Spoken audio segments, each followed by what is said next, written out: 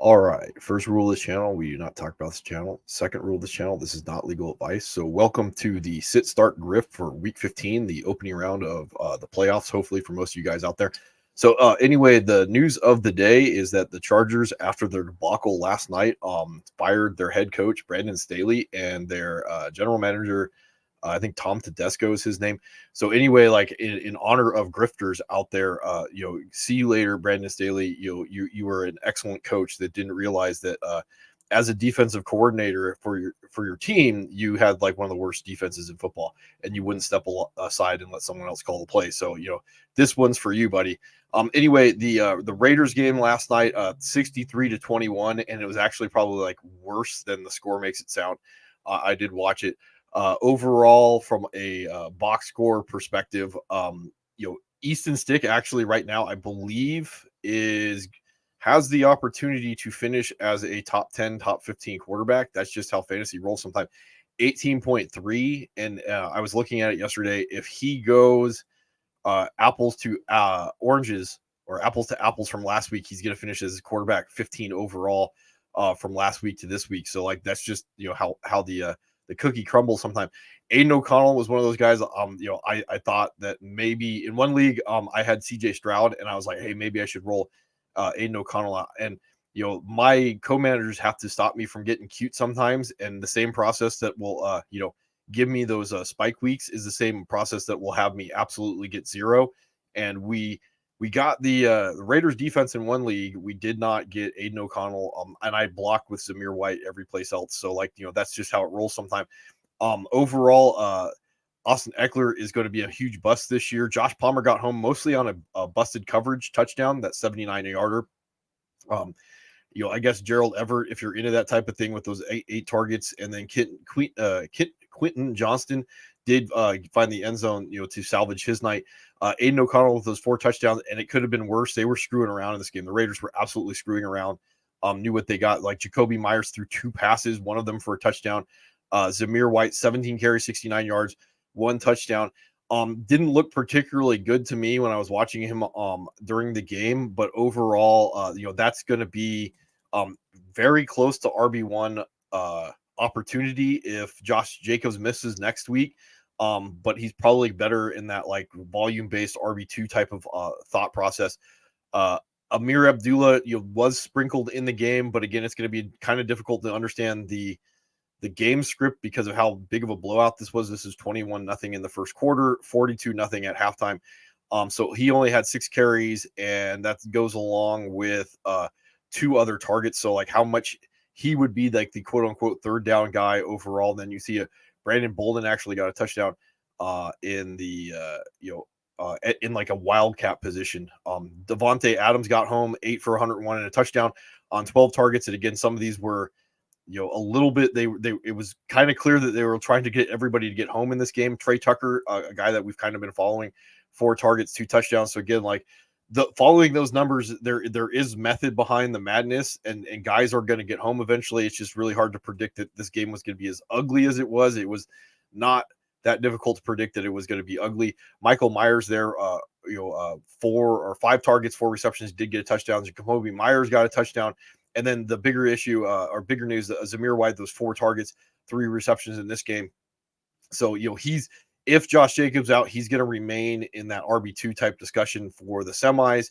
And then hopefully, some of you may have rolled out Aiden O'Connell in that super flex type position. And then the Charger or the Raiders defense did get you home in most leagues. I think one league I had like 29 points off of them. The other one was like 25. So anyway, let's move on from talking about the Chargers being a train wreck to the overall schedule this week. We have 3 Saturday games and then 1 Monday night game this week. So trying to strafe around the lineups, knowing that you're going to have 3 games that go potentially early. Just a little rule of thumb from a roster management position. You usually want to have your flex guy be the latest lineup in your game. So like that would mean, Philadelphia, Seattle, if you're rolling out anybody in those 2 spots, or Baltimore or the Jaguars. So if I'm rolling 3 running backs, the latest running back goes in my flex spot. It doesn't matter if it's my RB1 or my RB3. That's just kind of the rule of thumb. And this plays into this is a bigger issue because of these Saturday games, because if you have the wrong guy in that flex spot, you'll lose the flexibility to deal with these 10 o'clock starts and these later starts on Saturday or Sunday, excuse me. So let's go on from there. These are my stats. I think I was looking at the Eagles rush defense before we got here today. Just if you're wondering, overall weather for these games coming up here, you can see that like maybe the Browns and Bears have a little bit of rain, just like the Falcons and the Panthers. Texans and Titans do have a chance, and then maybe the big one, the Jets and the Dolphins, slight chance of thunderstorms. Chief Patriots, chance of rain, likely rain in the Cowboys Bills game. So that one is probably maybe the bigger issue. Right now on this site, they're saying it's 56, 51, 67. So by the fourth quarter, that game probably is going to be relatively affected by the weather. And then definite rain in the Eagles Seahawks game on Monday night. They're saying 85, 85, 85, 97 in the fourth. So like, yeah, if you're into that type of thing, paying attention to that, going into all those things. Vegas lines right now, Vikings Bengals at 40.5. That's not surprising. This game is going to be very difficult to predict. The Vikings have an okay-ish type defense. The Bengals with Jake Browning, I'm not sure I would know which way I want to go, especially the Vikings are going to be up to their fourth starting quarterback. So like I imagine that they have the Bengals by 3, but overall, like I don't know how much Nick Mullins is going to be able to keep the toys on track. And then Jake Browning going against an okay defense, trying to predict like if it's going to be a good game or a bad game. So that's not surprising. Steelers Colts, 42 combined points, and I bet like they're going to have the Colts are like 1.5. That's a little surprising that they have the points that high and not have the Colts looking to run away with this game. This may be an uglier type game script, but I could definitely see that like Steelers don't have a particularly good defense, and the Colts do have some toys. Little surprising that they have this game with that many points, and not the Colts putting up a little bit more point fight. 48 combined points in the Lions and the Broncos, and that's with the Lions by 4.5. That's very surprising to me. The Lions have not been playing well, and the Broncos have, and the Broncos are going to slow the game down. So to score this many points and then, still have the Broncos as the favorites, that's really surprising. 33.5 for the Panthers and the Falcons. And again, there may be some weather involved in this game. And then the Falcons only a 3-point favorite. Not surprising at all in that one. Bears, Browns, this was another one, especially the Browns defense is going to have a lot of injuries. 38 total points in this game. I could definitely see it maybe slogging into a little bit more of a shootout. 3-point favorites for the Browns. And can definitely see that Justin Fields is able to score some points. Joe Flacco, the Bears defenses look better. Joe Flacco, I wouldn't necessarily call him a turnover machine, but I would say he's kind of probably limited at this point. 42 points for the Packers and the Buccaneers. 3.5-point favorites for the Packers. That's fair. I think that's relatively consistent with how I can see that game shaking out. Texans and the Titans only at 37. And I think this is sneaky when it comes to a team that I think can maybe still be the defense one on the week. It's the Titans against the Texans. CJ Stroud was ruled out, and now they upgraded him to doubtful in this game. The Titans are 3.5-point favorites, which is not surprising, but overall that few points, like I could definitely see that the Titans are going to go out there and smash the Texans in this game because the Texans aren't going to have a defense. The Texans aren't going to have an offense. Their defense hasn't looked as good. And the Titans have looked good. I think they can score some points, and they probably have the best matchup when it comes to it doesn't matter if they aren't good in the secondary. They have a good D-line, which is going to make it very difficult on Davis Mills if he's the starting quarterback. Giants and Saints only 39 points in this game. That's really not surprising. I definitely see this game being limited overall points, and that's Saints by 5.5. Little surprising that they have the Saints by 5.5, but I guess that's kind of fair. Jets and Dolphins only 37 points, and that should give you a pretty good indication that Vegas is a little bit fearful of the Jets defense. 9.5-point favorite for the Dolphins. That's a little bit more surprising. I would have thought this would have been maybe a 6.5-point spread, but it's not. Chiefs and Patriots, Chiefs by 8, and they also don't think there's going to be a lot of points scored in this game. 37 total points between the two teams. 49ers and Cardinals 48 combined points. That's a little surprising to me, considering that I don't think the Cardinals are going to have a very good day, and neither does Vegas. 49ers by 12.5, and then Redskins and Rams by 6.5, which I think is fair, and then 50 combined points. So yeah, they're expecting this is the one they'll be rolling out toys in from both teams, even though they have the Rams by a touchdown. Um, they are expecting there to be 50 points. And then obviously the Cowboys and the Bills. The one caveat on this to be paying attention to is this may be slightly influenced by weather. So like that may slightly downgrade how this game's going to actually play in real life. Cowboys and Bills, and then they have the 2-point favorite for the Bills in that game, which is a little surprising, like very surprising actually to me. Ravens Jaguars 42.5. I think that's fair. And I'm going to say that the Ravens are 3-point favorites. Yeah, also fair. 3-point favorites for the Eagles and the Seahawks. I think that's relatively fair, but they do have 47.5 points. Yeah, I could see that. It doesn't matter who the quarterback is for the Seahawks. The Eagles defense hasn't been as good. And then if you're wondering, Chargers and Raiders at 36 combined points, obviously, they missed on that one. And then they had the Raiders by 3. So they did have the Raiders at least winning in that game. So it's not always good to look at like what Vegas thinks is going to go on. But again, these guys do it for a living. And when they're wrong, it hurts their pocketbook. So at least for getting the idea of what do the experts think, they're going to err on the side of making money.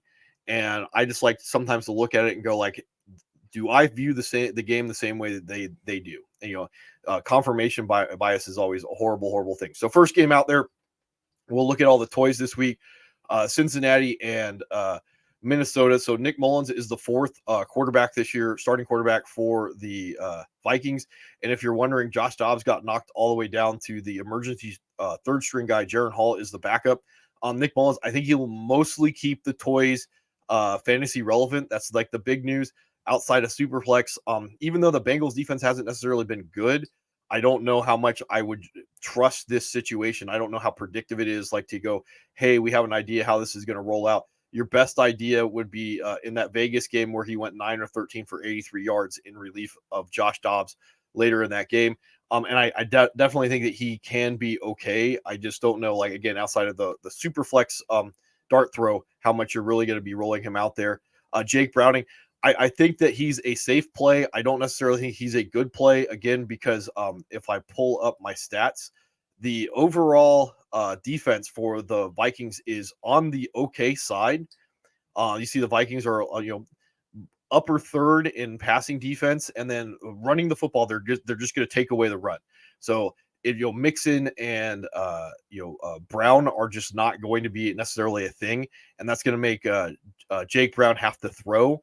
And you could think that like Jake Browning, that's going to be helpful for him. But again, this is the same team, the Minnesota Vikings, that got done losing a game or winning a game 3-0 to the Raiders. So they can really try and make this as ugly of a game as possible and try and win late.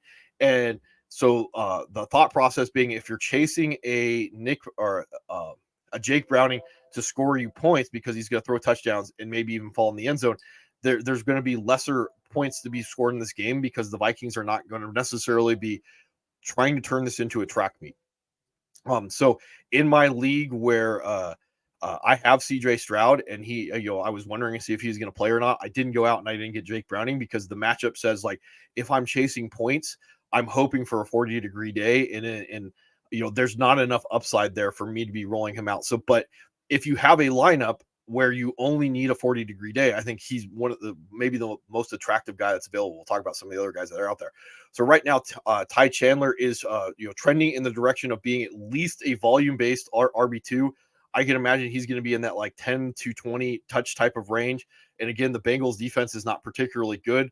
So, having an outcome that's similar to the Zamir White outcome last night, I think is within his range of outcomes this week against the Bengals. So maybe one touchdown, a couple catches, and about 10 carries to 15 carries, and they should be about like 4 yards a clip because the Bengals defense is not particularly good when it comes to stopping the run. And again, like, stats can lie overall. So it's not like we necessarily need to validate ourselves, but overall, like, I could definitely see that this is a very good matchup to be rolling out your Ty Chandler shares if you got it. overall, if you're wondering about Alexander Madison, he's been ruled out. I would imagine he's going to miss next week too. Normally, like you don't see guys like really coming back early from ankles. And part of what I could definitely see because of the Vikings being in the playoff run is they're going to see how well Ty Chandler plays in this game before they make a decision if they want to be rushing Alexander Madison back in some type of that trust role, even though his efficiency is going to be down. If you're curious about that type of thing, Joe Mixon, again, not a good matchup for Joe Mixon at all. You're probably banking a little bit on the passing work, which I think is going to be primarily going to go to Brown here in this game. So now he's still a volume based guy, trying to predict that he falls into the end zone with a lower scoring game.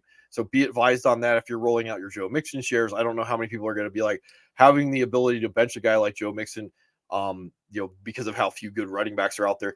I maybe could see that, like, if you really want to get cute, Chase Brown is a start, because I could definitely see that the script is going to go more in favor of him getting some checkdowns and maybe getting the efficiency work that he's been good at. And then Joe Mixon is going to be the guy. So if you're chasing it, think of it this type of way. Like Joe Mixon is a guy you're trying to bank falls in the end zone, because they get into the red zone, and Chase Brown is the guy that like may have the more efficient play, but he's going to have the less probability of scoring the touchdown if they do get in the red zone. All right, Justin Jefferson is questionable, as you can see. No idea on that one. Jordan Addison is going to be in that wide receiver 3 type range, regardless of whether or not Justin Jefferson plays. If Justin Jefferson does play, I think it would upgrade, or doesn't play, I think it would upgrade Jordan Addison a little bit, but primarily, if Justin Jefferson doesn't play, I think it upgrades TJ Hawkinson more so than upgrades Jordan Addison a lot into that role. Jamar Chase, because of how well Jake Browning has played and the matchup, I think he's still relatively low end wide receiver 1, or high end RB or wide receiver 2. This is because, like, with the health of T. Higgins getting better and just how Jake Browning can play, I could definitely see that T. Higgins is going to be that boom bust like wide receiver 2 / wide receiver 3, and that's going to mean that Jamar Chase is going to go back into that, like, the unicorn that he is, being that boom bust wide receiver 1 type of role, going out there. So, like, again, how much you have the cojones to be benching these guys. I wouldn't be benching Jamar Chase. I don't know how much I would have faith that, like, T. Higgins is a good role, because I just don't see there being a lot of points in the game overall. TJ Hawkinson, you're rolling. I'm not overthinking that. Vikings and Bengals, and both of these are relatively good roles in this game. The Vikings, because they're an okay defense and they're going up against a backup quarterback, that's probably not a bad idea to be rolling them out.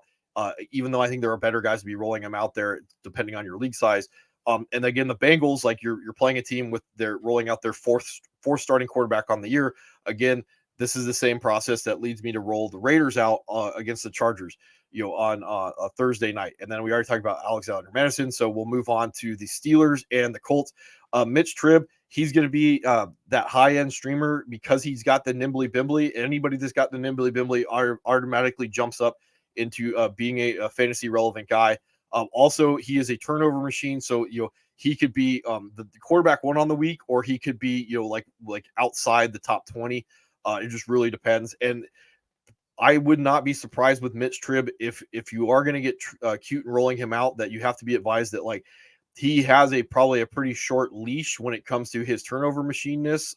So I would not be surprised if he gets yanked in this game either. It's just all the range of outcomes for Mitch Tribb, and you get to deal with that if you want to roll him out. That's why, part of the reason why I just went with Gardner Minshew for my starting quarterback this week in the league where I have CJ Stroud, because I think that Gardner Minshew, maybe he's going to give me a little bit of upside. He maybe has, a little rocky floor, but he's going to be a 40-degree day. And that's why I would put him over like a Jake Browning in this game. Steelers have not been good on defense. Gardner Minshew's got a little nimbly bimbly. He's got good toys. So at least to get me like 1 touchdown and like 200 yards passing, maybe a turnover, like that's kind of what my thought process would be for his floor overall. And then you could go back to his ceiling, week 7 against Cleveland, two passing touchdowns, 2 rushing touchdowns, 3 fumbles lost, and 1 interception. So that's his ceiling, at his worst also. So like that would be the range of outcomes. I do think he's a low end streamer if you need if you're in that emergency position this week, like I am. Uh, Najee Harris and Jalen Warren are going to be in that low end RB2s. You know, like if these are the guys that you're rolling out, you're rolling them out. They're both going to be like heavily touchdown dependent. The Colts overall are not necessarily a good statistical defense, but they've been playing better of late. And the bigger news behind this, you see the Colts are not particularly good against the run. The bigger news on this from the Colts standpoint on defense is that Mitch Trubisky is a turnover machine. He's kind of a sack magnet.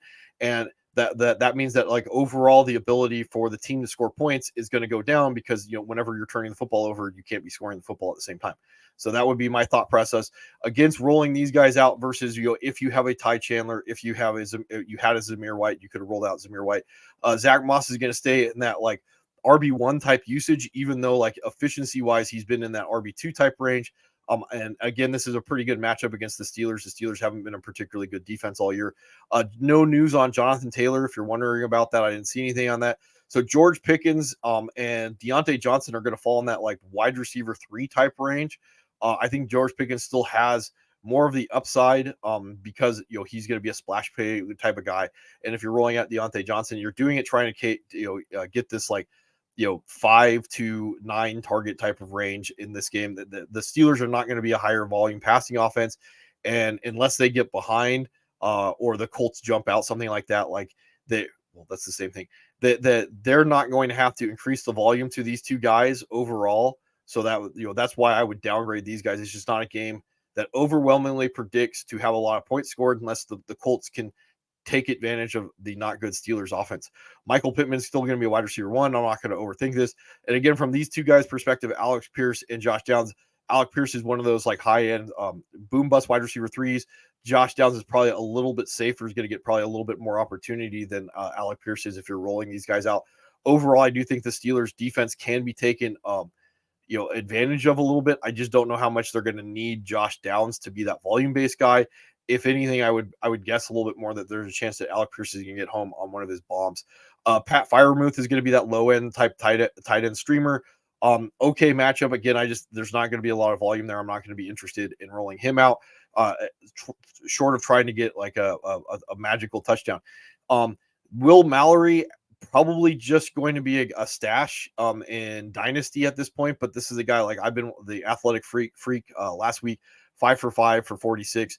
I don't necessarily think his snaps are going to go up, but again, if you're stashing and you're in one of those leagues where you can get away with it, like being aware of a Will Mallory is something to be paying attention to. Steelers defense, again, okay play because Gardner Minshew can be a turnover machine. Steelers defense, very good play because Mitch Trib can be a turnover machine against this slow, not good offense. And then Kenny Pickett, no news on him if you're wondering about that type of stuff. All right, Broncos in Detroit. So I think this is going to be a sneaky game from the standpoint. I think the Broncos are maybe going to win this game and they may actually blow out the Lions. That would be my thought process. The bigger thing to look at this from a fantasy perspective is I just think that this game is so unpredictable that like rolling out pieces of this, if you can get away with it, is probably a very bad idea because it could go a lot of different directions. Like if the Broncos defense isn't trending in the right direction, they're still bad. Detroit jumps out to a lead. That means Russell Wilson has some garbage time in him going out there. But I could also see that the Broncos defense is better. And then this turns into a really ugly game for both sides, and that means it's bad for fantasy. So Russell Wilson's going to stay in that low end streamer or higher end streamer type category because he's got that nimbly bimbly that he can get home on, and he's just been throwing touchdown passes. So even though the volume's not going to be there, the scoring probably will. Jared Goff, I would not be touching this week because of how unpredictable I think he is with the offense, and then the matchup with the Broncos probably better guys. Like again, when we talk about like a Gardner Minshew, even a Mitch Trubisky might be a little bit more predictive than a Jared Goff is going to be this week. Again, not going to necessarily have the nimbly bimbly. He does have 2 rushing touchdowns on the year, but you can see he's just not a rusher or a threat as a rusher. So now you're looking at trying to either predict a higher volume passing game, which hasn't been there since week 12 against Green Bay when they fell behind, or you're trying to predict touchdown passes, and those touchdown passes when we get into the running backs is going to be very difficult. So Javonte Williams, high end RB2 based off of volume, low end RB1 if the efficiency is there. This is a really good matchup. I think one of the the Lions defensive tackles is out in this game last time I was checking on this stuff. So the Lions have not been particularly good against the run. Okay-ish, bottom or upper third. But again, like stats can lie a little bit. So like I would be rolling Javonte out, expecting that he's going to get me home this week in that volume-based play. And there is enough receiving work to give me that floor. Samaje Perine is the cuff. I think he's one of the guys that I would be cuffing even in the fantasy playoffs. Did have a question about Jahmyr Gibbs, I think Breece Hall, and Devin Achane. So I right now, I think this is going to be an uglier game, but because it's an uglier game, I think they're going to stick with the more dynamic guy instead of the grinder. I think David Montgomery would probably be a guy I'd be looking in a positive game script. I think this is going to be relatively a neutral game script, which means I can definitely see they're going to be trying to get this receiving work out of him to go along with his better opportunity to be more efficient in the running game. So he would be the guy I'd be trending towards being the 1A back this week, and David Montgomery would be the 1B back. I don't necessarily think either of these guys are sits. I think David Montgomery is much more touchdown dependent. Cortland Sutton at this point, like I don't care how the sausage is made. You see he's got 10 touchdowns, and that's with 4 games left to go. So I'm rolling him out chasing that touchdown, and it doesn't matter to me. Amon-Ra St. Brown, I think, is now a more of a volume-based RB or wide receiver 2 because of the toys in this offense. It may not be a good matchup. Overall, I can definitely see, because of how ugly this game is going to be in PPR leagues, he's going to be a good guy to go to. So I'd be rolling him out. Jameson Williams is going to stay in that boom bust wide receiver 3 range. I can see him getting home on a deep one because he's got the ability to do that in any given week. So if you're chasing that because of how bad your situation is, good luck. Sam Laporte is going to be in that like mid to low end tight end 1 range. I think he's boom bust. I think, because of all the toys, he's going to have the ability to be cannibalized. You are probably chasing more of a touchdown than volume this week in this game because, again, I just don't think it's very predictable overall for any of these guys. Broncos are a good play, a sneaky good play. Jared Goff can be a turnover machine. The offense, the team has been struggling a little bit. The defense has been looking better. I could definitely see this being a relatively okay roll this week. Lions, again, I probably wouldn't be rolling them out. They haven't looked as good. Denver's looked better. I don't know how you can predict this one way or another, so I wouldn't be rolling out the Lions at all in this matchup. Bears and Browns, again, this is another game that I just don't think is very predictable. The Bears defense has been playing better. The Browns defense is a little banged up. Cleveland's offense has been looking a little bit better. So has Justin Fields. I really don't know if this is going to be a shootout. I don't really know if this is going to be a slog. I don't know what the game's going to be like. Overall, again, Justin Fields, he's going to be in that mid-range quarterback 1. I'm not overthinking it because he can get home both on the ground or through the air. So I'm rolling him out. Joe Flacco does have a little bit of sneaky appeal as a streamer, and that's mostly because of the passing volume in these last 2 games. I don't know how consistent that's going to be in this Bears game because there's no way to really predict the script overall. So I don't know how much I'd be chasing these touchdown passes. Not going to have any rushing upside, and probably a little bit more of a sack magnet at his age if the Bears are looking better as a defense. Montez Sweat, remember, he's the guy who came over from the Redskins, so I could definitely see that this is not going to be as comfortable of a game for Joe Flacco in this one. Deontay Foreman, if I'm really trying to stretch, I could definitely see he's going to be like probably in that lower end to mid-range RB2 range from a volume-based standpoint.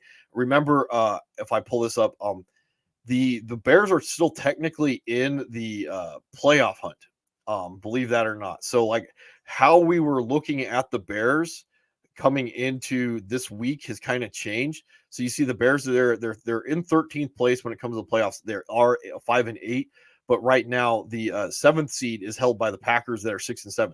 So technically, mathematically, they're a game back. So trying to guess like, oh, they need to roll, Roshan for this reason. They need to roll Khalil Herbert for this reason. No, they may be trying to actually play for a playoff spot. So if they think Deontay Foreman gives them the best chance and he's the volume-based guy, that's what you're rolling out. Again, he's probably the number 2 when it comes to the goal line. And depending on how the game script goes, and again, I think the game script's going to be really unpredictable. He's going to be probably about half the opportunities and somewhat touchdown dependent when he's not going. He's probably probably the number 3, number 4 option overall when they get in the red zone. Justin Fields, Cole Kmet, and then DJ Moore are going to be the top 3, and then he would be the next guy if he's in line with the workload that he got against Detroit. And again, so if I am planning on rolling out any of these running backs, especially Deontay Foreman, I will be checking the actives, inactives on Khalil Herbert and Roschon Johnson before I decide to put one of those guys in the lineup. Jerome Ford, something we were tracking earlier in the week, he's off the injury report with his hand / wrist, so like he's going to be back in that like mid range RB2 range based off the fact that we think that he's going to be getting this receiving work overall. That means Kareem Hunt's going to be in that like running back 3 type, like fall in the end zone type of play going forward. I do have a Pierre Strong up there.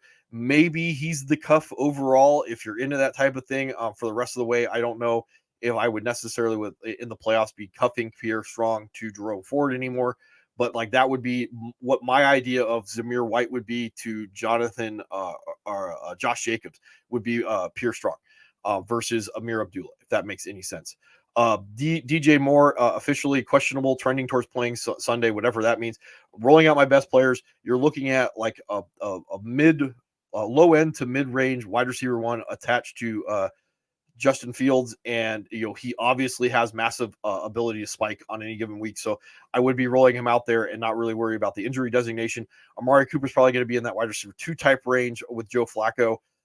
Elijah Moore, again, I just don't think there's any predictability to what his usage is going to be. There's a little bit other stuff going on with the offense to kind of guess like when he was getting like the 10 opportunities a game. I don't think that's going to be there. Joe Flacco is probably a better like regular, traditional quarterback. So this moves Elijah Moore back in that wide receiver 3 type range. So I wouldn't be chasing him. I wouldn't be chasing Cedric Tillman after his snaps went down last week when I was chasing the opportunity. If I was really going to get into the dart throws for the Browns this week, it would be David Bell, who did get the long touchdown on only 9 snaps last week. So I don't think he's relevant. I'm just pointing out like why I don't think that Cedric Tillman is necessarily a guy I would be chasing anymore. Cole Kmet is going to be in that boom bust tight end 1 range. I'm not going to overthink it. David Njoku probably has been upgraded from like that last week's performance to potentially even being able to knife fight against some of the better tight ends, even though like I think it's going to be a hard road for him to put this back to back. This is just not something that I would be looking at from a predictability standpoint, that he is going to be the focal point of either the offense or the passing game. The Bears, I think, are an okay play against Joe Flacco and the Browns. And the Browns are actually surprisingly, I think, only an okay play against Justin Fields. Even though Justin Fields can be a turnover and sack machine, those injuries are going to really start to make me think that like maybe a Titans, hopefully you rolled the Raiders out on Monday night. Like those would be better plays, I think, from an overall range of outcomes than the Browns defense going into this week. All right, Baker May this week, super flex guy against Green Bay. I don't think there's too much more to talk about with that. He does have the weapons to be able to throw touchdown passes. We're chasing touchdowns. That's what we do. That's the upside. Jordan Love is the same way. I would probably downgrade him slightly because of last week's performance against the Giants. If we can sit there and we can say like we can predict that he should have had like a pretty good fantasy relevant week, in that like 40-degree day or better, and he didn't do that against the Giants. Even though the matchup against Tampa Bay says he should be a role, my expectations of what he is going to be in a predictive matchup should be lower. So I think he's like a slightly worse than a 42-degree day, but because of the toys in the matchup, I can definitely see him also finishing as quarterback 1 overall in the week. Rashad White, running back 1, not going to overthink that one. If I am cuffing at this point after last week, it would be Chase Edmonds. I don't know how much value Chase Edmonds is going to do. There's probably better guys to be putting on my roster if White goes down and Chase Edmonds is going to be the guy to finish the season off. All right, Aaron Jones, questionable going into this week. So is A.J. Dillon. I don't know. You're going to have to be following that. This is going to have a lot of ramifications for the Packers offense if he plays or doesn't play. I think it more makes all of them unpredictable if he's back. If he's not back, I think you can maybe bank on rolling out A.J. Dillon as that volume-based running back 2. Again, Patrick Taylor was efficient last week. There is a possibility, I guess, that both of them are going to be down, and then Kenyon Drake is going to be active. that's the biggest thing with the Packers. You're looking at Kendrick Jakes, how active he is, because if they feel like that, if he has to be upgraded to the game day roster, um, regardless of whether or not they roll out Aaron Jones or AJ Dillon or any of these guys, that means that there's a chance that they're expecting that there's an injury during the game and they're going to be rolling him out, which would downgrade my expectations of Jones and Dillon. Jones and Dillon have already been somewhere between inefficient and disappointing. So, like, you do you when it comes to trying to guess if you want to be rolling out Packers running backs. Mike Evans, he's going to finish as a wide receiver one on that, especially with the touchdowns. I'm not going to overthink this in what should be relatively not a bad matchup from a passing perspective. So I could definitely see that they could go out there, they could get a hold of this. Like, Green Bay is middle of the road or top secondary. That's a little surprising. I thought they were not quite as good in the passing game, but again, stats do lie. But I would be putting my money on Mike Evans getting home again, squeaky wheel after last week's 1-for-8 performance. Chris Godwin's just going to be in that wide receiver 3 type range. Good luck predicting that. So the bigger news for the Packers overall is Christian Watson is doubtful of play, and this is where it gets fun. So I would predict that the volume or the overall upside guy to play would be Romeo Doubs, but he didn't get it done again against the Giants. Did have 7 targets. The guy overall that's going to be a little bit less efficient when it comes to downfield passing, but it's going to have the opportunity is going to be Jaden Reed. So again, if Christian Watson's out, this almost from an opportunity standpoint, I would put Jaden Reed up into wide receiver 1 land. And again, if we get Aaron Jones out, we get Christian Watson out, I think this puts Jaden Reed into that wide receiver 1 type conversation, that low end wide receiver 1, high end wide receiver 2 type conversation in this game versus the matchup if the tea leaves go all the right direction. And again, another guy we're following is Dontavian Wicks. He's questionable with an ankle. This would potentially even move Samaje Toure up into the dart throw land. So again, depending on how all these guys shake out, they're going to move our ability to predict potential opportunities, vacated targets going in one direction or not. So that's something we pay attention to if you're going to be rolling out any of your Packers shares, especially their wide receivers. So K. Dotton, he's just going to be that opportunity-based guy because he's going to be on the field chasing that touchdown. Tucker Crawford is probably a better play right now. Again, he's going to be on the field. He's trending in the right direction. He's going to be that sneaky tight end 1 type of stream. Again, remember, Tampa Bay is not a particularly good passing defense. And then the Bucks are probably not a good play whatsoever, even though I think there's some inconsistency to Jordan Love. I just don't think that there's any consistency to the Packers or the Buccaneers, and the Packers defense may be a lower end option in deeper leagues against Baker May this week. But again, I think there are better dart throws than the Packers defense against Baker May. All right, now CJ Stroud, the Texans versus the Titans. He was listed as out, and then they changed that, and then it became doubtful. So like, just be advised, I'm not expecting him to play this game. And if I do, at this point, like, I really don't know if I think he can actually make it through the entirety of the game. They are fighting for a playoff spot. That would be the one reason that I think if there's something magical that can occur, that they could roll him out. And again, if we are playing the chasing the stats game, the overall, the Titans are, not particularly a good passing defense. So, that would be the idea. But we have a few caveats to this when we get down to that. So if Davis Mills rolls out, this is going to be less of an upgrade for him and more of an upgrade for the Titans as a defense. Will Levis is back on the table as a streaming option against, remember, last week, the Jets, Zach Wilson, 300 yards passing, 2 touchdowns.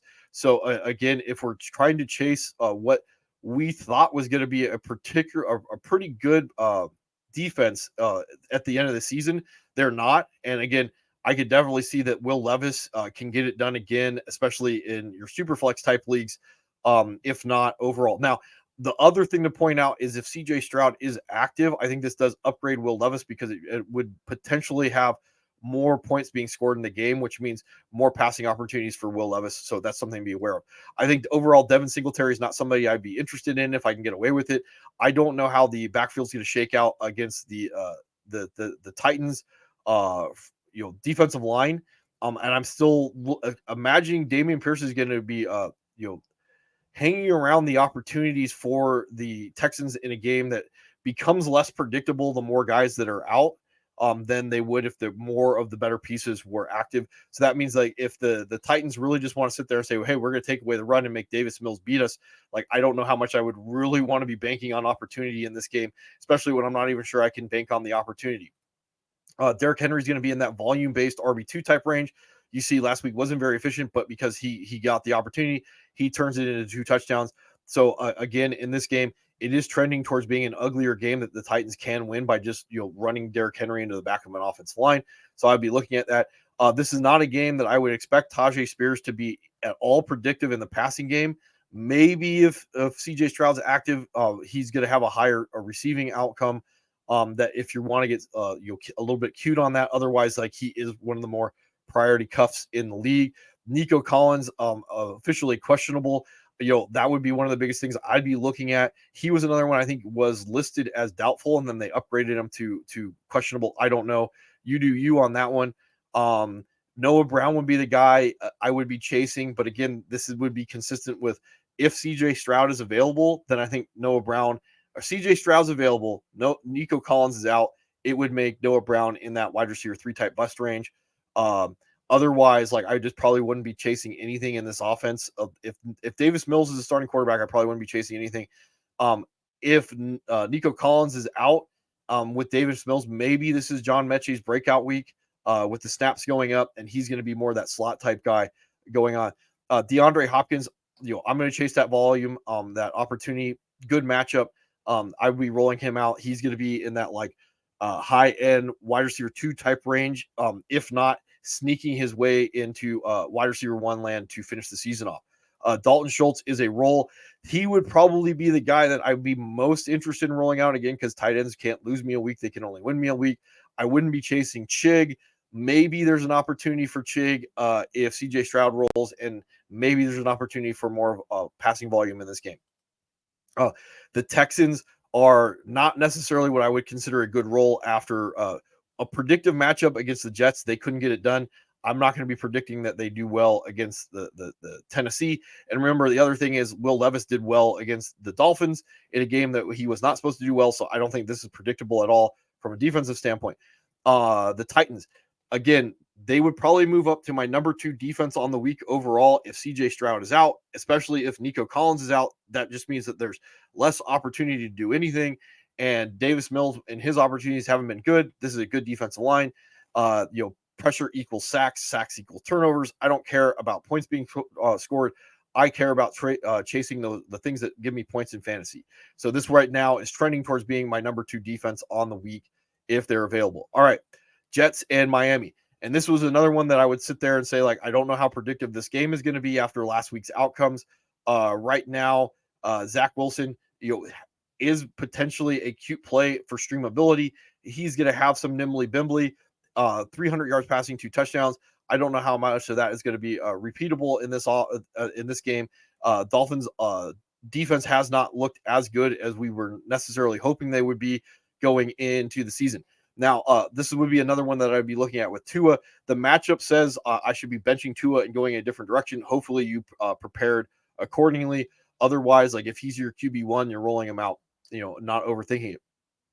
Breece Hall in this game, after last week's performance against Houston, Zach Wilson's performance against Houston, he's back in that high-end RB2 to low-end running back 1 range, primarily based off of opportunity. And again, I'm not as concerned with the rushing work. As long as he can get this passing work, he's going to have volume to stay relevant, that floor that I'm looking for.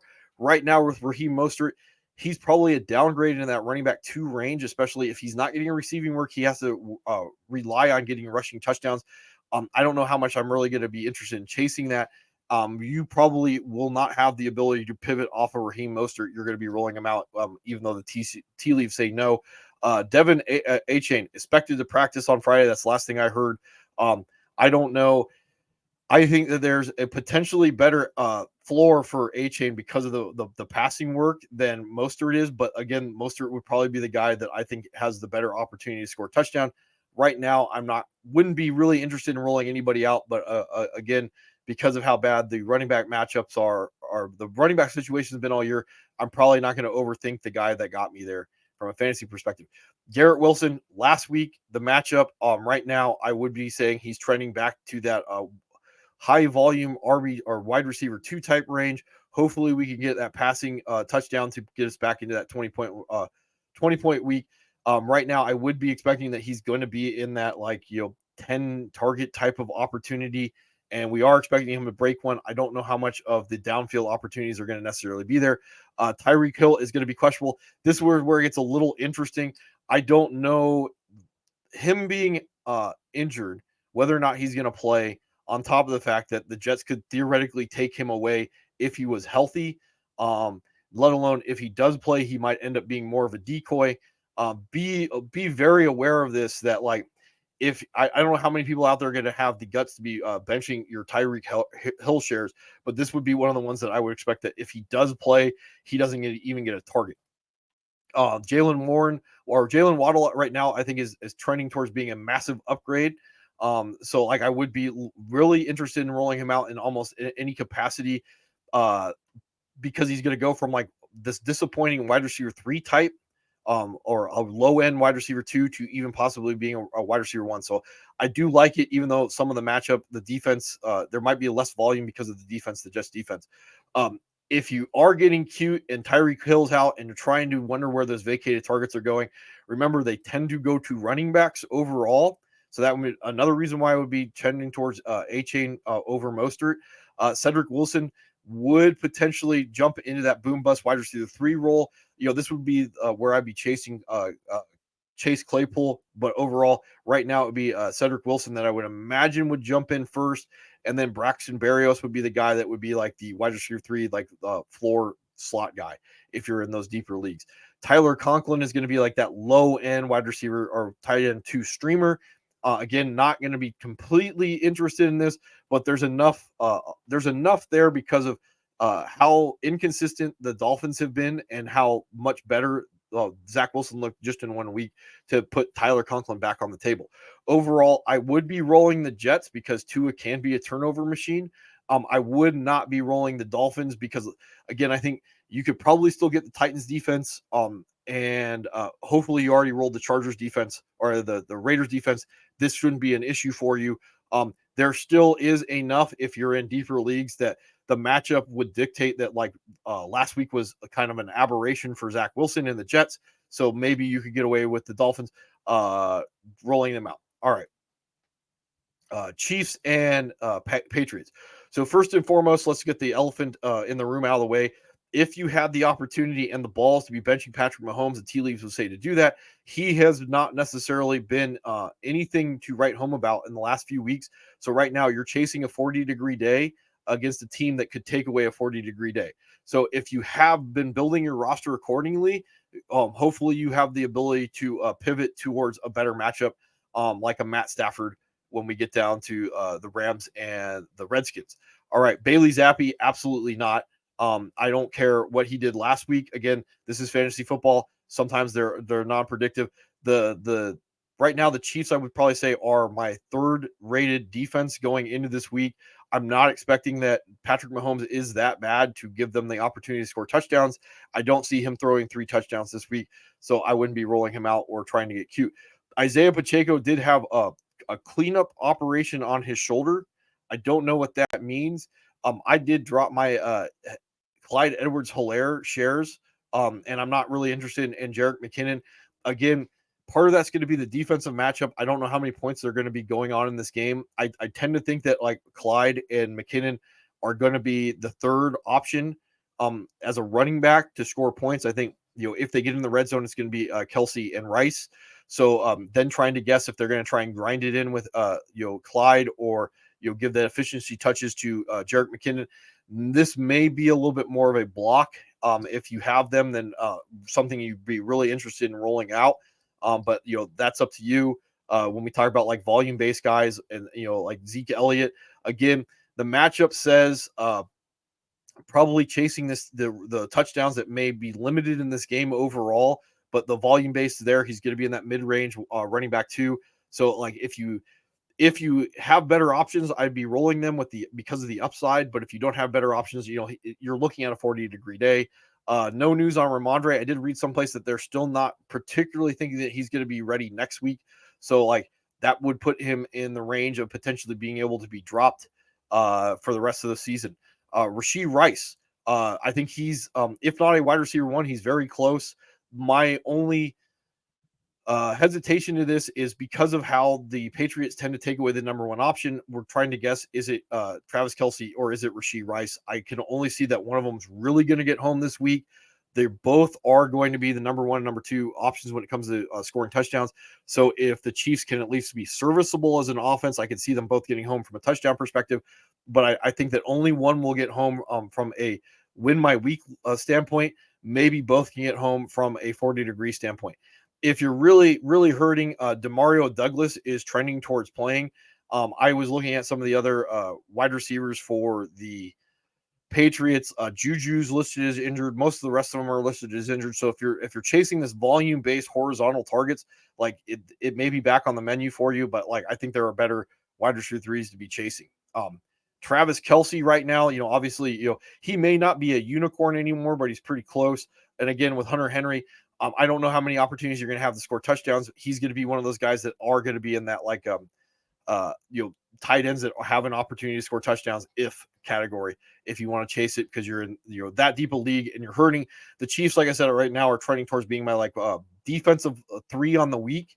And the Patriots are a sneaky play if you're in that deep a league because of how inconsistent the Chiefs offense has been and Patrick Mahomes in particular. So yeah, if you have to get sneaky, this would be the week to look at the Patriots in what would normally be a non-predictive matchup. The legend of Tommy DeVito. The one thing that I will say about the legend of Tommy DeVito, I don't know outside of maybe Superflex how much I'd be getting sneaky with him. Does have a little nimbly bimbly. I don't know how many scoring opportunities are going to be, especially in a game with the Saints. The Saints do have an okay to good defense. Derek Carr, we'll get into a little bit more when we talk about Taysom Hill, but I don't think that he has even two quarterback appeal this week. Saquon Barkley, because of the legend, I think this moves him back into the conversation for low end running back one going forward, which again, like I talked about in after waivers, does make Matt Breida potentially a cuff for the rest of the season if you're in that type of thing. Alvin Kamara, I think he's going to be trending towards one of the top running backs on the week because of the vacated targets that are potentially on the table. Jamal Williams right now may not be the cuff if he's injured. There's a possibility, and I just want to talk about this because I think this is a little bit funny. There's a possibility that James Robinson could be league-winning material because right now, with Kendre Miller trending towards being out, and Jamal Williams, also trending towards not playing, that James Robinson may trend towards being the Alvin Kamara handcuff if you're into that type of thing, which means that like if you cuff and Kamara goes down, we have the story for how James Robinson win leagues again. That's just how fantasy goes sometimes. Wan'Dale Robinson is the wide receiver that I would be chasing for the Giants. And again, these are more vertical targets than we've been used to seeing out of him throughout the season. So like that means he's being treated like a real wide receiver. I really like that. If I had the ability to pick him up in my leagues, I would. So like if you're in deeper leagues, like he should be rostered at the very least, if not rolled out as potentially even a wide receiver too. And again, Jalen Hyatt is going to be like that dart throw wide receiver 3 just because of how he's used. Even though my expectations of trying to chase that spike week from week 12 are going to be down a little bit because we just didn't see him integrated into the offense the way that I would have liked to see him. Chris Olave, it's just, Sleeper says he's going to be a game time decision. So again, this is going to have ramifications across all the target catchers. Primarily, this is going to make an upgrade. Those vacated targets tend to go to running backs. They already have one of the premier receiving running backs with Alvin Kamara. So if Olave's out, this would upgrade Kamara. Rashid Shaheed is trending towards playing. If he plays, he's going to be back maybe as one of the more premier wide receiver 3 type boom bust guys going into this week in what would theoretically be a good matchup against the Giants. That also puts A.T. Perry back on the table as a streamer wide receiver 3. The big guy that I would be expecting to potentially get the massive upgrade from a Chris Olave being out would be Lynn Bowden. And if he's up there, that again, he's just going to be more of a volume-based wide receiver 3.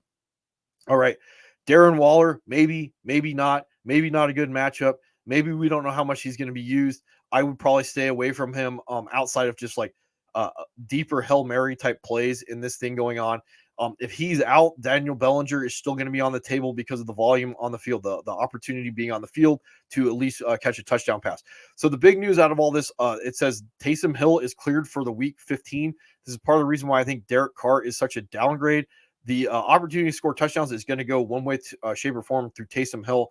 The Giants' defense has been inconsistent. They are kind of stingy, tough, like scrappy, whatever you want to use to describe them. I don't know how many scoring opportunities they're going to be. The Saints overall are not a particularly good team from cashing in once they get in the red zone. So, but Taysom Hill would be the guy that I would be rolling out there. Probably from a tight end perspective, is going to give you your best opportunity to win your week. And since he can't hurt you there, then I'd be rolling him out. But I do think it downgrades Derek Carr to not being fantasy relevant. And it probably does have a little bit of a negative impact on Alvin Kamara. All right. And again, even though I said in after waivers, I would not be chasing Jawan Johnson. If Olave is out, it does put Jawan Johnson back on the table with those potential for those vacated targets. All right. Giants defense does have a limited appeal because of how not good the Saints have been. And again, my big issue with rolling the Saints out against the Giants is Tommy DeVito has been at least serviceable enough that if we can't chase sacks and we can't chase turnovers, it limits the appeal for a New Orleans Saints in what should be on paper a good matchup. All right. Falcons and Carolina. So I already brought this up. I wouldn't have the cojones to be rolling out Desmond Ridder at all in a fantasy playoffs. I think outside of the fantasy playoffs, he would have a little bit of streamability against the Panthers, but I don't trust him at all. Same thing with Bryce Young. It doesn't matter. Like he's bad. The offense is bad. I'm not touching it. Even if the matchup potentially could say, hey, there's a little bit of streamability there. Bijan overall still going to be in that volume-based range. I guess a plus matchup in Carolina. Again, my expectations need to be muted because of the usage of Tyler Algier and Cordell Patterson. You can see that even though his usage was down, Patterson's usage was down. I still expect that he's going to vulture some work. Tyler Algier would be the cuff. If you're into that type of thing, I would be rolling. This is not a knock on Bijan from a fantasy perspective. I just think overall, like his range of outcomes is going to be more in that RB2 type of range than that RB1 type of ceiling. Chuba Hubbard, volume-based RB2 in a bad matchup. Again, if you have the ability to pivot, maybe Sanders is probably going to be the cuff again. And you're really hurting. If Chuba Hubbard is a guy that you're leaning on to cuff, you're really hurting going into the fantasy playoffs. Drake London, probably a slight upgrade based off last week's performance. Still going to be very volatile, even if I would maybe call him a wide receiver 2 at this point. I just don't know how predictive this is going to be. So if you got there and you're rolling him as a wide receiver 3 or flex, I would feel relatively good. But overall, like it's going to be very inconsistent. Jonathan Mingo, if you're in that wide receiver 3 type of range and you're trying to chase this opportunity, I did read someplace that half of his targets are uncatchable. So like again, if opportunity meets efficiency, you're going to have a spike week, and that's still there. Adam Thielen is going to be hovering around like high end wide receiver 3, potentially low end wide receiver 2 range. Again, this is going to be an uglier game. Both of these teams are not good. The Falcons are going to be playing slow. That means overall less opportunities, and that means less overall targets. Kyle Pitts is going to be in that boom best tight end 1 range. Again, if I'm chasing anything, it's going to be these the spike in snaps on the field and then vertical targets as a tight end. I think he is one of the sneakier, better plays going into the week. He may actually have a floor on top of having the ability to go knife fight with any of the top tight ends. So I would feel relatively good if this is my only option at tight end. Falcons are a very good defense. Going up against the Panthers. So they're not a very good defense, but they are a very good, fantasy role this week going up against the Panthers. And again, I'm not rolling out the Panthers whatsoever against the Falcons. All right, Sam Howell. So good old Kirk Cousins 2.0. either way, like sit him because you're scared, roll him out because he could finish the week as quarterback one. That's my thoughts. Matt Stafford, if he's not overall the quarterback one on the week, regardless of whether or not he's a top streamer, I don't know who I would necessarily put above him. The Redskins defense is really bad against the pass. That's all you have to know, and they don't have a pass rush. So again, um, compared to some of the other guys I think are less predictive, this would be the guy that I would be predicting the best game from. And the Rams defense is not necessarily good enough to not have it be a shootout. So that helps Sam Howell. And if Sam Howell can be at least be serviceable, that means that Sam or Matthew Stafford may have to throw more, and that means more opportunity to throw touchdowns. All right. Brian Robinson ruled out for week 15. Right now, I would probably guess that like Antonio Gibson is a good mid-range RB2. I'm still thinking that Chris Rodriguez is going to be split half the work, but at least for a week, there's the possibility of an RB1 workload for Antonio Gibson, which I can't say is going to be there if you're rolling out Chris Rodriguez out of desperation. I think he's going to be that first or second round grinder with maybe a couple of receiving opportunities. But the guy that has the bigger upside is going to be Antonio Gibson, if you're into that. Kieran Williams, based off the matchup, is like, I think some places they were even listing him as like the co-running back one overall with like CMC. So like, yes, because of the matchup, expecting him that he could get home in so many different ways, ridiculous usage. Basically playing on air when it comes to the defense. Yeah, your league winner right here, Kieran Williams. Royce Freeman, if you're going to try and cuff. Scary Terry, Johan Dotson, Chris Samuel. I think they're all in that wide receiver 3 type category. McLaurin probably has the best upside of them all. But overall, I just don't trust any of them if I can get away with it. Cooper Kupp and Puka Nacua, they're going to be in that boom bust wide receiver 3 range. I could definitely see both of them get home and have monster weeks. But the other thing is, I would be advised that both of them also could bust because the other guy can get home in this plus matchup. Tyler Higbee is trending towards playing. That means that the possibility of Davis Allen being a thing probably goes away because of that. I'm probably not rolling out Logan Thomas in any league because there are probably better tight ends to be chasing. Doesn't have the snap share right now. I don't know how much we can predict what the game flow is going to be for the Redskins, and he just hasn't had any consistency, so I wouldn't be rolling him out. Commanders defense, probably the worst fantasy defense out there, so I wouldn't be rolling them out. And the Rams do have some sneaky appeal going up against Sam Howell, turnover machine / sack magnet. Brock Purdy, QB1 mid range. I'm not overthinking it. If I can get away with not rolling Kyler Murray in this game, again, Kyler Murray does have a range of outcomes to be a quarterback one this week. He also, because of the matchup, could disappoint and be outside of your ability to have a 40-degree day. That's something you're going to have to realize if you're rolling him out. CMC is still going to be, the running back one overall, a good matchup against not a good Arizona defense. Elijah Mitchell is trending towards not being the cuff again. So if you really have to be cuffing someone, it may be Jordan Mason. But again, like we talked about, like on after waivers, I don't know how I'd be using this roster spot overall. Maybe if I'm planning ahead, it would be for the defense. Because let's see how to strategize this. So if I'm a Christian McCaffrey owner, the fact that I drafted Christian McCaffrey is probably giving me one of the better opportunities to move into the next round if I'm playing this week. So like, if I lose Christian McCaffrey, I don't know how much even cuffing the right guy is necessarily going to give me the opportunity. I'm probably not going to win this week. Probably doesn't mean anything next week. That roster spot may be better suited at rolling a defense or a block. That's just me. James Conner is a downgrade. Not going to have the receiving work, I don't think, in this game overall. Going to have limited opportunities to score touchdown. Are expecting Michael Carter to at least get the receiving work, if not cut into the rushing work. So again, James Conner is going to fall into that category of being that touchdown dependent type of guy like he was in week 13 against the Steelers. All right, Debo, Ayuk, and Kittle, they're all roles. We're not going to overthink it, even though we know that their range of outcomes is ridiculous and unpredictable on a week-to-week basis. Marquise Brown is trending towards playing. The news on Michael Wilson was that he was going to play, and now they're listing him as a neck instead of a shoulder. I have no idea. I don't like unpredictability. if you're chasing either of these guys, like maybe Marquise Brown, like they both theoretically could be outside wide receivers. That's maybe one of the weaknesses of the 49ers defense. Again, they're both going to be in that wide receiver 3 type dart throw range. You do you if it comes down to that. Already talking about George Kittle in that like mid-range tight end 1 because of the volatility.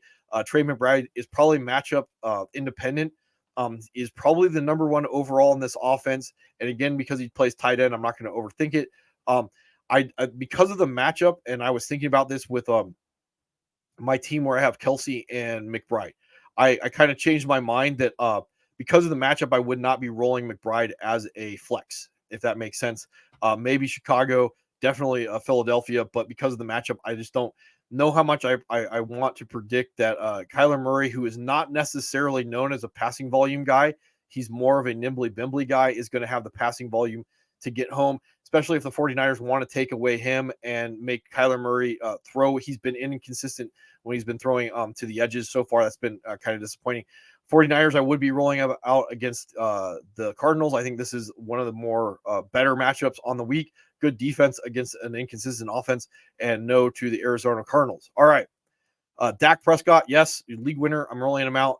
Josh Allen, elite. I'm rolling him out. Tony Pollard, very good matchup against the Bills' rush defense.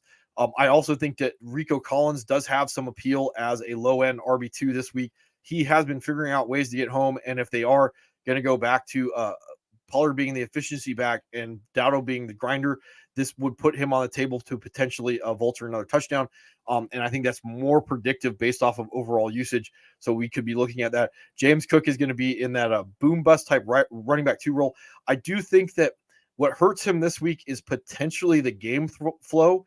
That if they have to bring in their dirty work back, that's going to hurt his overall floor. So I'd be advised a little bit on that, but otherwise, like I do think that he is going to potentially be flirting with another spike week because of the overall implied points. CD Lamb, not going to overthink it. Wide receiver 1. Brandon Cooks is going to be in that like low end wide receiver 2 to high end wide receiver 3 range. That's if he plays. He is trending with an illness. I would be paying attention to that. But overall, if you're rolling Brandon Cooks as like that wide receiver 2, hopefully you've built your roster accordingly. Otherwise, like there may be better guys to be chasing points with. But again, there's a lot of implied points in this game that we are expecting overall. You could see 50 implied points between these two teams. So like, trying to chase a guy that to get home on this week is probably not one of he's probably one of the higher end dart throws when we get down to that. Stephon Diggs, I do think, is a slight downgrade because of the lack of predictability over the last few weeks. So a little bit be advised of that, but I'm not overthinking it. This is a Gabe Davis week. It's still going to put Khalil Shakur on the table in higher or deeper leagues because, again, higher implied point totals. We're looking at Diggs trending in the wrong direction. Those vacated targets have to go someplace. It may go to James Cook. It has to go someplace else. Jake Ferguson, top 10 tight end, not going to overthink it. Attached to a good offense, probably the number 2 receiver in this offense. They do have what we do like in the offense, which is higher passing volume, and he's the number 2, so don't overthink it. Dalton Kincaid is cleared to play against Dallas. I would be tending towards him being a lower end tight end 1 at best, with Dawson Knox trending towards playing. So, like, again, I think they're going to go back to cannibalizing each other. When we look at the last game that these two guys played together, week 7, week 6, you can see that Dalton Kincaid did have his first real spike week, week 7. And I think that was the game that Dawson Knox went out. But overall, like trying to predict what the usage is going to be in this game, there is a range of outcomes where Dalton Knox is a tight end 1 overall on the week because of the inconsistency of the targets going to the other guys. There are a lot of points to be scored in this game. There are worse guys to be going for, but I think that Dalton Kincaid's overall floor is like 0. His ceiling is through the roof, and that's depending on what I need to go up against. That's something I have to be taking into account. The Dallas Cowboys defense is a very good role. Remember, it doesn't matter about implied points. Josh Allen is a turnover machine, so I would be rolling him out. I would be not rolling the Bills out. They haven't been a particularly good defense, and even though Dak has had a lot of turnover-worthy throws from what I've heard, overall he hasn't necessarily been turning the football over. So again, like I would be maybe chasing sacks. A lot of points are going to be scored, and the Bills haven't been generating a lot of pass rush. All right. Lamar Jackson, the Ravens versus the Jaguars. Not going to overthink this. I do think that there's some volatility to Lamar Jackson, but I'm not going to overthink it. Trevor Lawrence, if I can get away with it, I wouldn't be rolling him out. But again, it depends on if he got you there, you're just going to be rolling him out. You're probably not going to be overthinking it. This would be another guy that hopefully you've been building your roster accordingly. And if you have your Matt Staffords, this would be another one of those guys that I would be benching for Matt Stafford if I did that. Keaton Mitchell, I think, is a very good RB2 this week. I'm expecting another uptick in his overall usage against a team that is not particularly good on defense. Gus Bus is going to be in that boom bust range. I'm hoping that he gets the red zone carries. Expecting that Justice Hill is going to continue to be getting opportunity, and that means that this is going to downgrade both those guys. Travis Etienne does scare me a little bit overall, but I'm still rolling him out. I'm not going to overthink it. There's still a possibility he can get home with the passing game. It's just one of those guys that it looked like I had a steal, and then now it doesn't. Dearness Johnson is the cuff. I would be cuffing him because I think there's a possibility if Etienne goes down that Dearness Johnson is actually better at this point. Zay Flowers is going to maybe be upgraded to because of the last couple weeks rolling him out there, but overall, I think my expectations on the predictability of this offense have to be muted. He can also give me a sub 40-degree day. If you're chasing upside, the 10 targets and the air yards are going to be there, but it's also going to be there for Rashad Bateman. So if you're chasing that volatility, you either or, you pick the one. And you got to remember the de facto wide receiver 2 on this team is Nelson Aguilar at 60% snaps if we're trying to chase whatever there is from a pattern in the Ravens backfield. All right. Calvin Ridley going to remain in that boom bust type wide receiver 3 range in a negative script, or excuse me, in a negative matchup. Same thing that we're looking at with Zay Jones. I think that if there is a 1, it's Ridley. Well, if there is a 1, it's Evan Ingram. If there is a wide receiver 1, it's Calvin Ridley. As I forget that I have coffee and I can take a sip of that as my mouth gets dry. All right, so I'm probably not chasing Zay Jones because I think he's the wide receiver 3 in this offense. There may be better predictive wide receivers out there, but again, I can't shake a stick at the volume and the air yards. Parker Washington, I think, is still on the table as maybe a sneaky play, especially if this is a good defense. If they decide to take away Calvin Ridley and Zay Jones and Evan Ingram, those targets have to go someplace. They're either going to go to the running back or they're going to go to the slot wide receiver. That's just me. Isaiah Likely is probably a mid-range tight end 1. I'm not going to overthink it. This is one of the guys that I would talk about if we're rolling on trends right now. I would be rolling out Evan Ingram, expecting that he is still the number 1 option in this offense. And then Ravens defense, I think, is a good solid play with limited upside. And the Jaguars defense is not somebody I'd be rolling out at all. All right, Eagles and Seahawks. Jalen Hurts, I'm rolling him out. Not the greatest matchup, and there is weather involved in this game, so that's something to monitor going forward. Jalen Hurts. Geno Smith right now went from not looking like he's going to play to maybe he's going to play. This is I haven't seen anything for today. Did practice yesterday, I guess. I don't think that overall downgrades anybody. I think Drew Lock is still a streamer in this game. If Jalen Hurts is out, that's something or if Geno Smith is out, because the Eagles defense hasn't been particularly good. That's what I was looking at before I went live, is the overall defenses. You see the Eagles defense in the past has not been particularly good. And then when we go over to the running game, we actually see the opposite, that the Eagles defense has been towards better, or is good against the run. Now, again, remember, stats can lie. But overall, it would mean that Drew Lock is a streamer, because again, I don't care how the sausage is made. I care about, is he going to put up yards? Is he going to throw touchdowns? I'm less concerned with turnovers as much as if I'm chasing that 17-point week plus or minus, do I think it can get it done against the Eagles? Again, the answer is yes. So Swift, again, being cute, I would be benching DeAndre Swift. You do what you want to do. Seattle's run defense hasn't necessarily been good, but again, you're looking at a guy who's going to have a limited opportunity to score touchdowns and a limited opportunity to have receiving work. So again, these volume-based running backs are not necessarily the best thing to be chasing. Kenneth Walker, not a good play against the Eagles. I already showed that the Eagles' rush defense is pretty good. Zach Charbonnet, again, same idea. And maybe a little bit more upside with Zach Charbonnet if they're going to use him in the passing game. Not necessarily something that we've been seeing predictively from Kenneth Walker. Again, it's going to be very difficult to guess which of these two guys is going to get home, which means that if you're in that damned if you do, damned if you don't position from a fantasy standpoint. If you roll them out and they burn you, you knew it was going to happen. If you sit them and they go off, you knew that was going to happen. So yeah, like I don't know what to do if I was the owner of either of these guys this week. AJ Brown and Deontay Smith, I'm not overthinking. I just know that they can eat into each other. DK Metcalf, Tyler Lockett. I do think that they're both roles. The guy that's probably going to have the safest floor at this point is Jackson Smith the Jigma, chasing those lower productivity targets.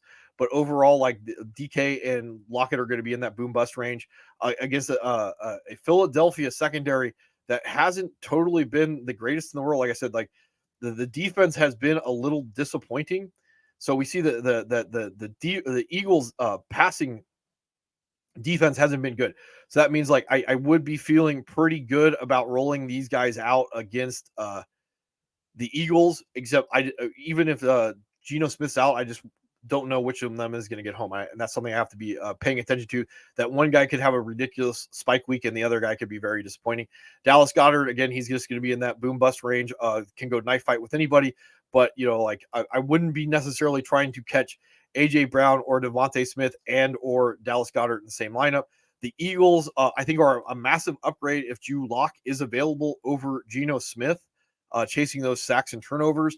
And then the Seahawks defense is still a very interesting role based off of the fact that Jalen Hurts is a turnover machine and a little bit of a sack magnet. You see right now on the year, he's got 10 interceptions to go with 8 fumbles, 5 lost. So rolling out Seattle, even though like they may be putting up points, is not necessarily a bad idea. And then when we go back to our schedule to finish this off, I had a comment about kickers. So generally what we do with kickers is, and I had a co-manager say this years back, that you want a guy who's on a good offense that doesn't score a lot of touchdowns. And I pointed that out to a lot of people over the years and they're like, yeah, duh. If it was that easy to predict that, then, what we would do. So the general idea is either you want an okay offense going up against an okay defense, so the drive stall, or you want just a generally good offense, and you're just going to try and collect points instead of field goals. So like that's the safe floor versus the high upside type of play. So when we look at like Minnesota and Cincinnati, have no idea how that game's going to roll out. You could roll out both those kickers. Pittsburgh and Indianapolis, if anything, I would expect that this is going to be lower scoring on the Pittsburgh side. So like rolling the kicker out, and that one's not going to be particularly good.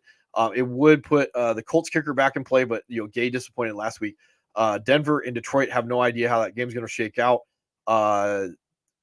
Chicago and Cleveland, I could definitely see some drive stalling in this game. So there's some a little bit to the Bears in this game. Maybe you could be rolling out either one of these kickers in the Houston, Tennessee game. But like I said, I don't know how much you can predict a lot of this stuff. Overall, like New Orleans would be a kicker that I've chased before. They have an offense that does not have high efficiency in the red zone. It means you got to get to the red zone to have low efficiency in the first place. And yeah, the general thoughts on what defenses to go or kickers to go chase. So anyway, that's the Grift for week 15. Good luck with your playoffs, and hopefully you'll be here on Sunday night when we go over the sausage.